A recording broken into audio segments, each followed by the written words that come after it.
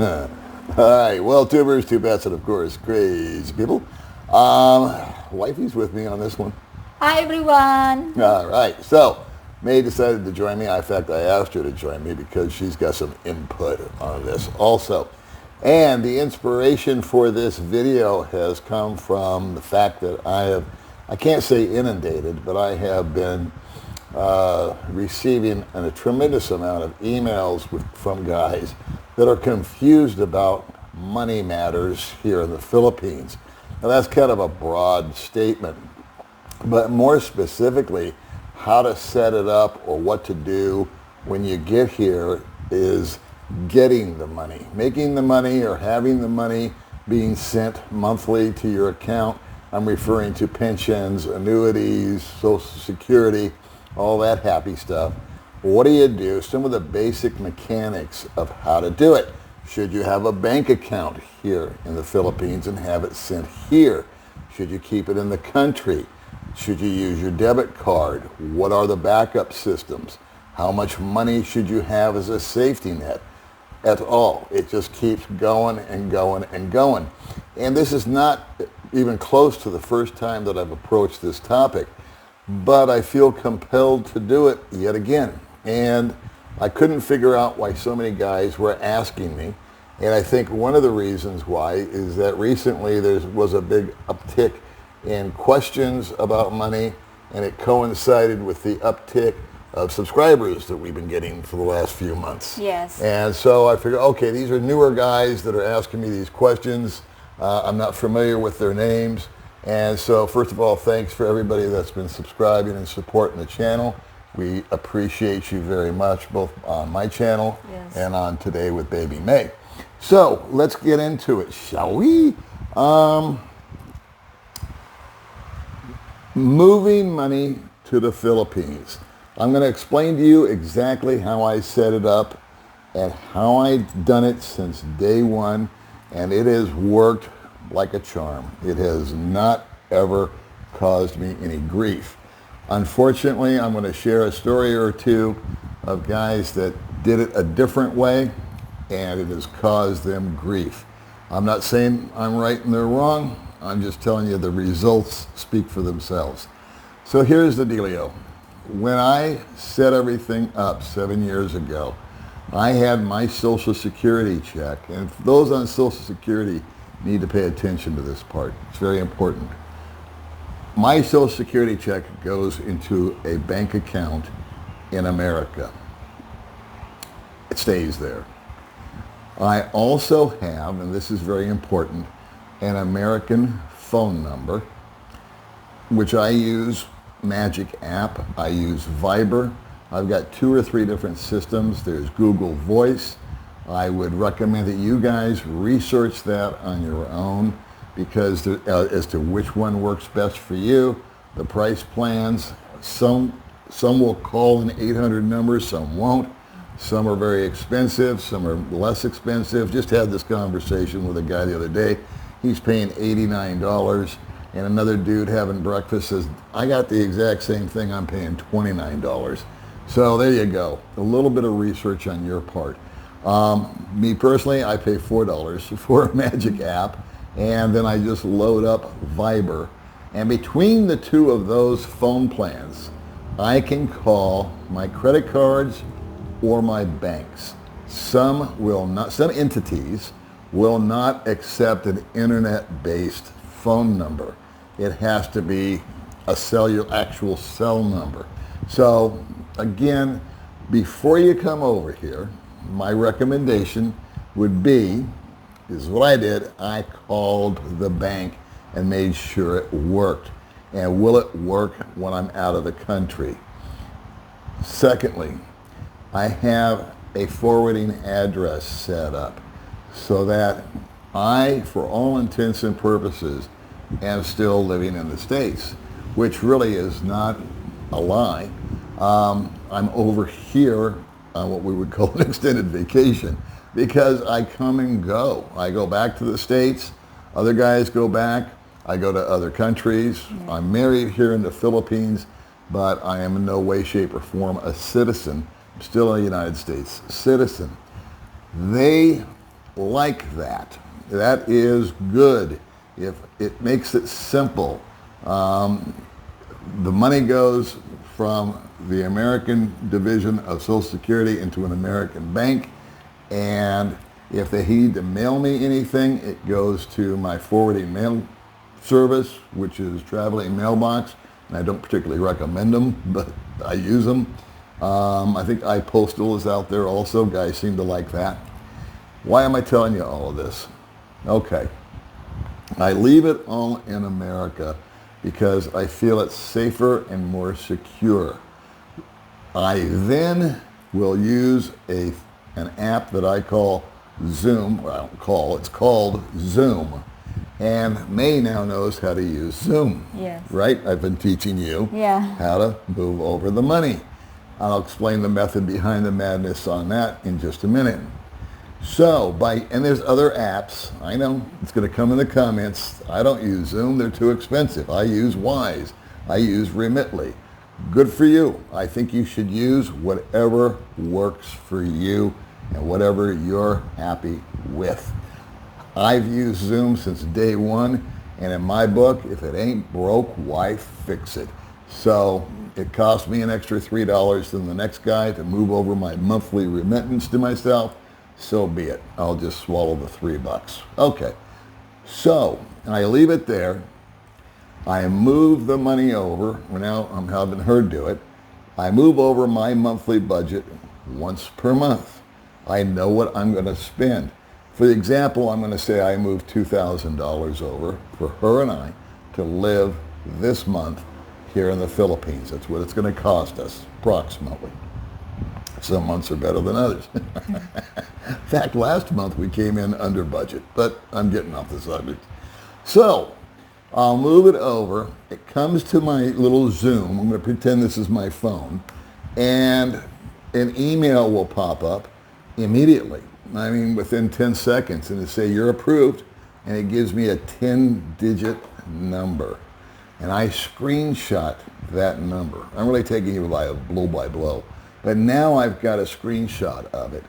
And I can take that down to Cebuana. Yeah, my sister.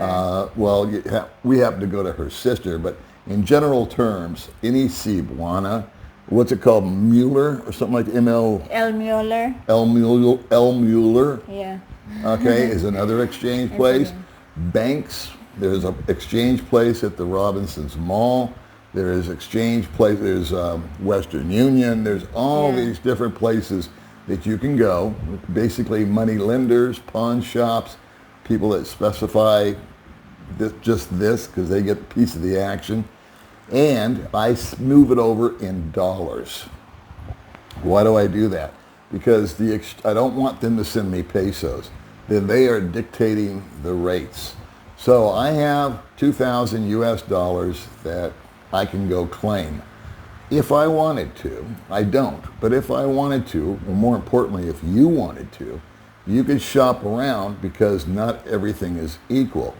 We've used Cebuana, and then we've gone to Bank of Commerce, and we've looked at the wall, and we see that they pay in, 0.2 more for the exchange rate. Oh man, we could have done it here and made a couple extra pesos. But for us, we have an easy way of doing it via her sister. I just send the email to her sister. She gets the money ready. We go in and pick it up. Yeah. You're not going to have that luxury. You're going to need to go to Cebuana. We're going to use Cebuana for this example. And you're going to fill out a form, name, address, that Zoom number if you're using Zoom. You're going to sign it. You're going to produce an ID. And you can use your driver's license from America. It's okay. You don't have to have a Filipino driver's license or an ACR card or any of that happy stuff. Just needs to be a picture ID. You give it to the teller. They program that into the information and including that 10-digit number. Zoom will then give them the approval, and whatever rate they've got posted on the wall, we'll just say it's 55 pesos per dollar. They'll fork out the money. And how do they make money? Because they're buying it for 54 as example and selling it to you for 55, and or vice versa, however that works. Now, that is the long and the short of it. I can also go to an ATM.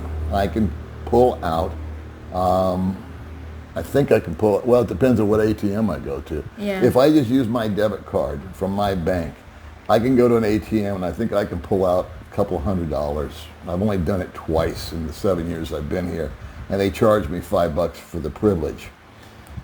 Charles Schwab is a name that gets bantied about a lot as a bank to bank with because they reimburse all of the fees. And for the longest time, I don't have a Charles Schwab account. I wish I did. But it's been told to me by more than one person, so I'm tending to believe it. A number of guys have had their Charles Schwab accounts cut them off. I don't know if it's just from using the ATM or cut them off entirely because they're not carrying a big enough balance in the Charles Schwab. Someone was throwing around the number 25,000.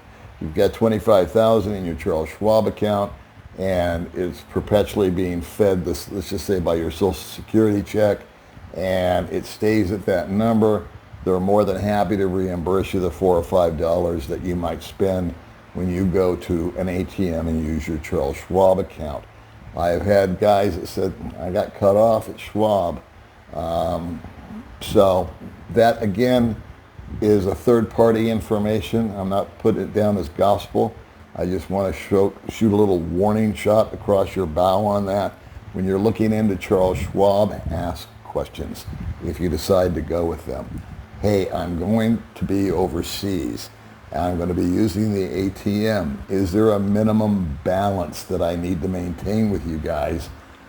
That's the question I would ask. What you decide to do is up to you. Now, where do I find fault in what other guys have done? May and I have a bank account here together. It's called Bank of Commerce or Commerce Bank, one way or the other. And every month, we actually move more than $2,000. We move additional money on top of that because we put a stash away here in the Philippines in our joint account so that we have a backup plan in case, let's just say I can't get a hold of my bank, something goes down in America where I can't access my bank. I want to have X amount of dollars over here in the Philippines. They only insure you up to $10,000. We don't have $10,000 in there, but we've got a few $1,000s in there, and we add to it every month. And that way I know that we can go down there and pull out, we have a secondary access to cash. One thing you don't want to be here in the Philippines or any foreign country or any place for that matter is broke or unable to get to your money. It's one thing to run out of money.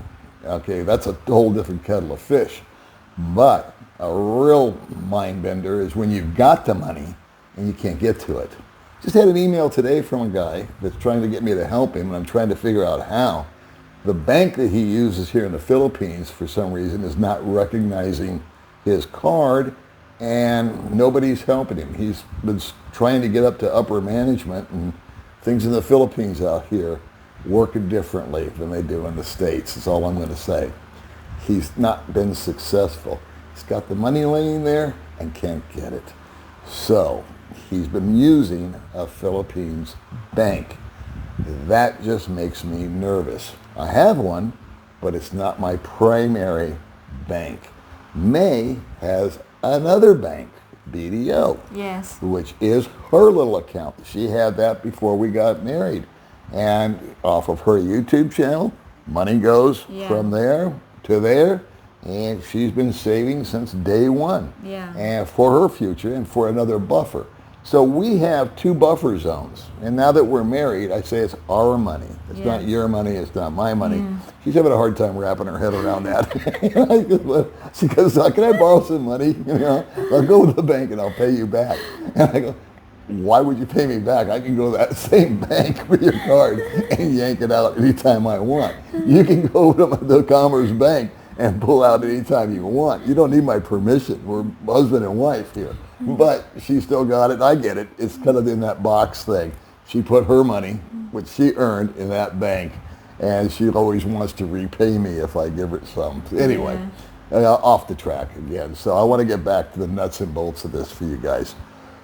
What's the problem if you open up a bank account here, like I have, and you have your money directed directly from, I'm going to say Social Security, because that's where the biggest bugaboo comes in. You may not have these problems if it's from an annuity or an investment or from a credit union, whatever it is that you're getting your money from, and just directly deposit it out here. Cool and groovy. But with Social Security, once they know that you are living outside of the country, they don't have a problem with that. They're not going to cut off your check, but they are going to want what's called proof of life. In February, I had 5 guys call me and say, hey, I didn't get my check in February. Why? Because Social Security mails the proof of life letter. It's just obviously let them know that you're still alive. For some reason, if you keep everything based in the States, they don't require that. But if your money is being transferred out of the country, they want to make sure that once a year that you're still alive and kicking, and they mail it. Remember I said the mail forwarding service?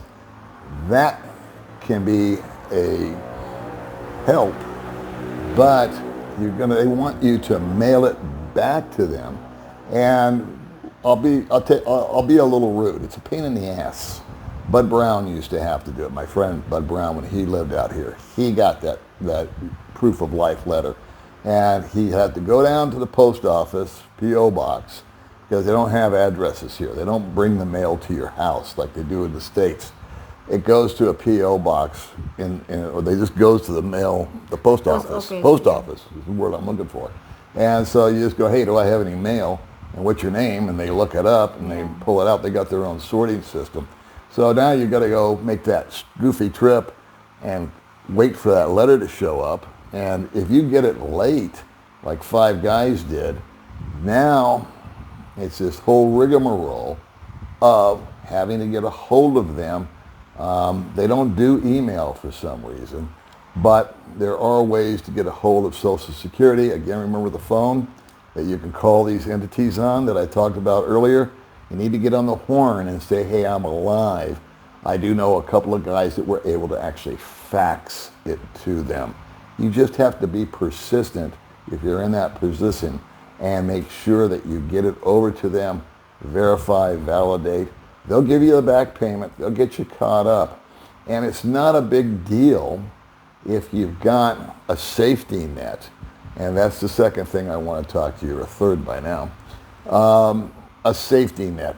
All right, so just to kind of give a little rewind on this whole video. Number one, what I recommend, again, you do what you want. Keep everything in the States. Have an American phone number, American address, and American bank account. Just let everything be. You can always go back and visit. I called my bank.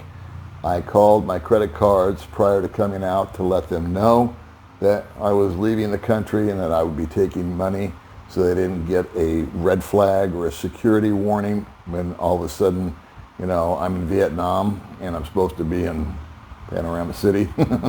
And I'm told now that you don't have to do that, but I don't believe it. I think that you need to contact, and why not err on the side of safety?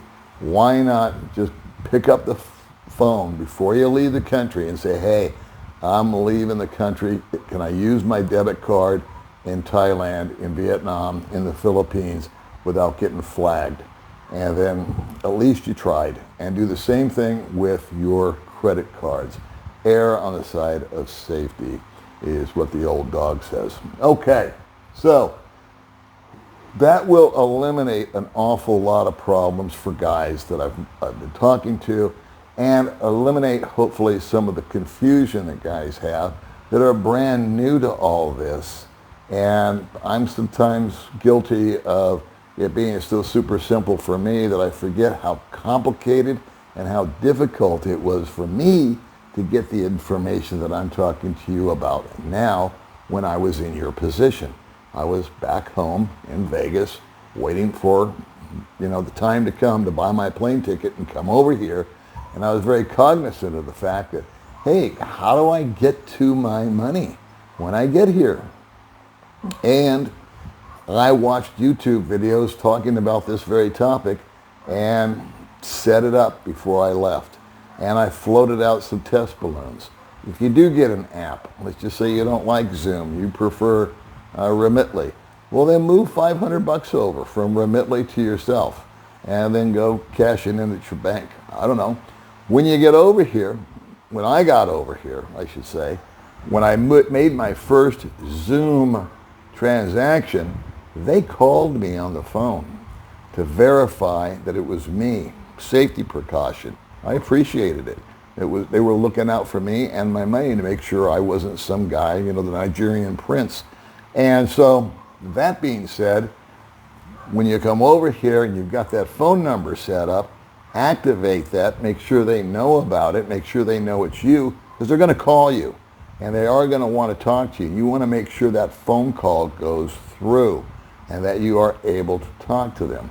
Might be wise. What I did was I just kept my T-Mobile alive, did an international plan. I understand those are getting very expensive now, so you might want to find a different route than what I did. I'm 7 years behind the times, but back then it was only $65. Some guys are telling me it's like $200 and $300 just to keep their Verizon or their T-Mobile active on an international deal. And the only time it's going to really matter is that first phone call from the company. In my case, it was Zoom that wanted to verify it was me. And I got an email. And I had to answer security questions. And I had to give them, my first dog's name and what kind of car I drove and my girlfriend in high school, what her name was. And we got that all clarified. And then bang, in came the money, and I've never had any questions since. Now, why do I let her, but why did I teach her how to do Zoom? Because most of my money is laying there in America. And she doesn't like me to say this, but if I fall dead 5 hours after making this video, I don't want that money to just lay there and her not be able to access it. So, of course, it's her money. She's my wife. Yeah. She can, when she needs, she now knows how to go open up the Zoom app. She knows how to swipe it. She knows how to hit the right buttons, the amount to send. She knows to take the screenshot. And fortunately, she has her sister working at Cebuana, so we have easy access to it. We don't have to fill out forms and show IDs every time we walk in. All right. Now let's talk about the proverbial safety net and what is a number. Tough for me to give you a number, but I'll tell you what I came over with. I had $14,000. I felt that was sufficient in the event that I needed to buy a plane ticket and get home, if I had some sort of an emergency here, and I would not feel comfortable if my little safety net ever got below $10,000. I just think that's, for some reason, that just rings in my head as a fair enough number to say, okay, we've got an emergency, I need to pay for it, it's expensive. I think we can get practically any medical treatment I might need, or you might need, or a friend might need, that we need to bang out and make that happen, or a quick ride home. Had a phone call today from a guy that says, hey, can you know anybody with a car? I had an emergency with my son. I got to get back to America tonight. I'm leaving Dumaguete tonight. I said, yeah, I got a car. I'll give you a ride. So I'm going to pick him up at 5 o'clock at the Sierra and give him, I forgot his name already. Some random guy. I said, I'll pick you up. And I'm going to give him a ride to the airport. If someone calls with an emergency with their kid, what else are you going to do, right? So fortunately, apparently this guy's got, or have plenty of room on your credit cards is another way to look at it. But understand that those credit cards are good for plane tickets and hospitals. Not so much, maybe cash advances, I don't know. But try to err on the side. Now we have people that make more money than I do every month. Yeah. We were just talking about them this morning, which is why you're going to join me here. And we're not going to name any names or tell anybody what their situation is. But for the record, and I've never kept this quiet, my monthly Social Security check is $2,300. I net $2,180 after they take out for Part B, and I supplement my income via YouTube, just like my wife supplements her income or has an income with her YouTube channel, the one that goes over to the BDO. Yeah. And so we have this mentality that we share of saving money. It's just kind of ingrained in us, I guess. You've been a saver since the day I met you. And I never forget you had your little bank book with 30,000 pesos in it when I first met you. And you've been putting away, for 15 years, you've been putting away 100 pesos, 50 pesos, 60 pesos, and it just spoke to her nature. I was a spender when I was in the States. And when I came over here, something clicked in my head. And I said, man, this is an opportunity to save money because of the cost of living. Rent is cheaper. Everything is cheaper. People will tell you, and I'll tell you, prices here are going up just like they are where you're at. But guys are renting nice houses out here for $500, $600, $700 a month. And I know for a fact that you can't get close to that house in the States. It just isn't going to happen. So it's apples and oranges as far as rent, and that's generally your biggest expense in the States. It should not take more than 30% of your monthly income for rent, and out here it doesn't even get close to that for me. And in America, from what I'm understanding, it's exceeding 30% for people due to inflation and rental inflation. Okay, so have a security safety net in that bank there in America. I recommend a minimum of $10,000. Like I said, I came over here with 14. We have friends that, and we're savers. Now we have friends that are not savers, and they live month to month. And one gentleman that we know, that May was just telling me about today, he's on disability, military disability. And he was getting, I think he was getting $2,500 a month. He found out that he was getting too low of a percentage. So a few months ago, he came over, used the computer. We were helping him. He needed a video call because he needed my help with that. Yes. So we got him hooked up. And guess what? Shazam! He got up to 80%. Yeah. And they backdated it. And they gave him a check, I think, for $14,000 or $15,000. And how much of that $14,000 or $15,000 does he have left, baby? I'll tell you. It's because she's I'm not good for the math. zero. And May was saying that with him, she called it, money is, was it do fly away? Like that, because his the money is big, like 100,000, and then another day is like, where's your money? Where to go? Where to go? Like a fly. That's what she says, like a fly. It flies away. I told her the American saying is that it's like holding water. It just drips through your hand. Where other people, it's like this, and they just grab that money and hold on to it and squeeze it tight. And other people, it's as if you pour water through it, and that is what this gentleman has done. Yeah. The minute he gets anything over and above the norm, he promised me too, to my face. He said, I'm going to listen to you this time, Paul. I'm going to do it. I'm going to put aside all this money, and I'm going to have a big-ass safety net, and I'm never going to be on the edge again. Because there was a couple of months where I had to loan him 10,000 pesos, right? Because he just was going literally check to check. Yeah. And now he's getting in excess of $3,000 a month. I'm getting less than he is via our remittances from our institutions. Mine's Social Security, his is a military disability. And for some reason, he can't save a nickel. Yeah, no he saving. Just can't do it. And there's not going to be any changing of that. You might want to, I don't know what the answer is. Maybe it's just taking a gut check or a self-evaluation, or try to instill some discipline. Because I can promise you that if you get over here and you are in a position where you don't have any money, it's not easy to find someone to get you out of it. No matter what their position, people get really tired over here, especially if it's, people are very, let me back up. People are actually very generous out here with the Philippines and their situation. People that are in poverty. There's many programs out here, many guys that I know that get involved in the community, and they try to do feeding programs, helmet programs, this program, that program, beach cleanups, all that kind of stuff. Very community oriented and driven individuals.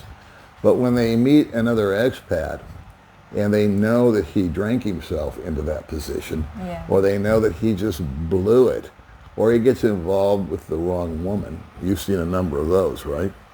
Where they get the woman, the girlfriend that just goes through the money. Yeah. What do you, can you share anything about that, or you don't want to keep quiet? Keep quiet. Okay, all right.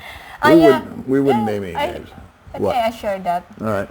About the 3 ladies asked me. Mm-hmm.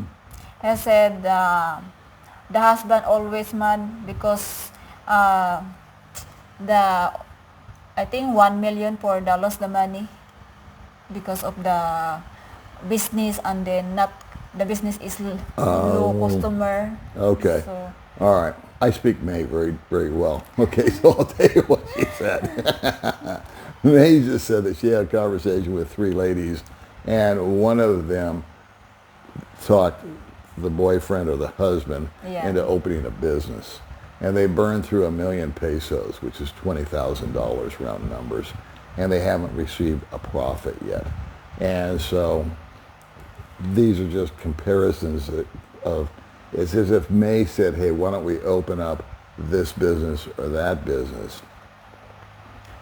I would say to May, well, show me your business model. And that would shut her up right there. And if she did come up with a good idea of a business, number one, it's going to be her business. I can't own anything out here. It would be up to me now to figure out what business model we would employ. And speaking of employees, we would have to hire people, build it, the cost. And I'm retired, so I don't want to screw with a business. Why guys come out here to retire and open a business? I think there's other things you can do with your time that's more constructive, but who am I? Some guys like to work. Excuse me. All right, so hopefully this video was a little bit informative as far as how to get your money to yourself, what to do when you get here. It's okay to open up a bank. In fact, I encourage that you open up a bank account here. The nuts and the bolts of opening up a bank account, I'm going to touch on real quick, is that you need to be here primarily at least 6 months and have an ACR card before they will talk to you if you're on a tourist visa. If you're on an SRRV or a more permanent basis type of visa, like I have a 13A, it's much simpler because they know that you're here. You're not a tourist. Tourists come and go. Now, why these banks don't want to take your money, it's beyond me. It's not like you're asking for a loan. That I can understand. I wouldn't give you a loan either. But if you just want to give a bank money, for some reason, they want 2 local IDs. They want this, they want that. They want you to be in the country for so long. And their reasons are their own. All I can do is let you know that that's the case. So you're going to need 2 local IDs.